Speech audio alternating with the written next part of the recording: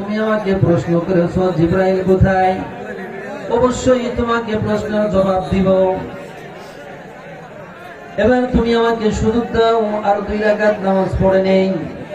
এরকম করে 6 রাকাত নামাজ পড়লেন। কয় রাকাত?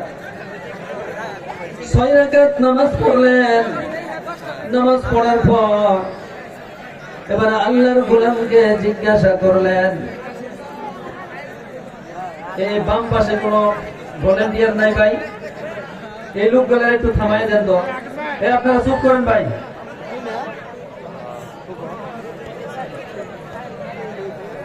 তো বাজার হবে এত কথা হয়, বলেন তো ভাই।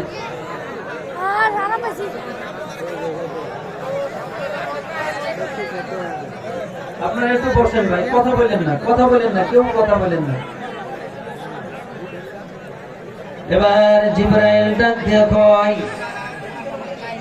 এক এক করে 6 রাকাত নামাজ পড়লাম, বলো জিবরাইল কোথায়? আল্লাহর গোলাম ডাক দিয়া কয়, প্রথম 2 রাকাত নামাজ পড়লাম।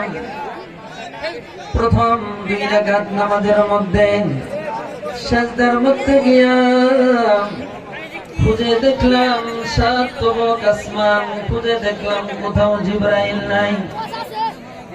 দ্বিতীয় 2 রাকাত নামাজের মধ্যে আল্লাহর জমিনের মধ্যে খুঁজে দেখলাম কোথাও জিবরাইল নাই। তৃতীয় 2 রাকাত নামাজের মধ্যে আল্লাহর বানানো পৃথিবীর মধ্যে যা কিছু আছে সব জায়গার মধ্যে খুঁজিয়া দেখছি জান্নাত জাহান্নাম, সকল জায়গার মধ্যে আমি জিবরাইল, আমি আল্লাহর গোলাম খুঁজে দেখলাম কোথাও জিবরাইল নাই। আমার মন বলে রে তুমি জিবরাইল, জোরে বল সুবহানাল্লাহ।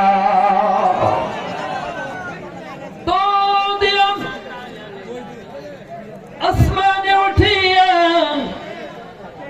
ডাক দিয়া কই, আল্লাহ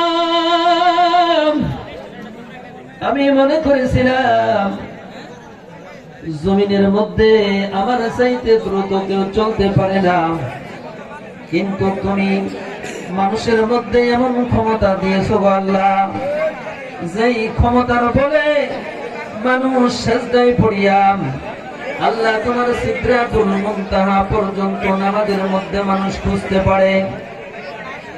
জমিন তোমার বান্দা খুঁজে খুঁজে দেখতে পারে জিবরাইল কোথায়।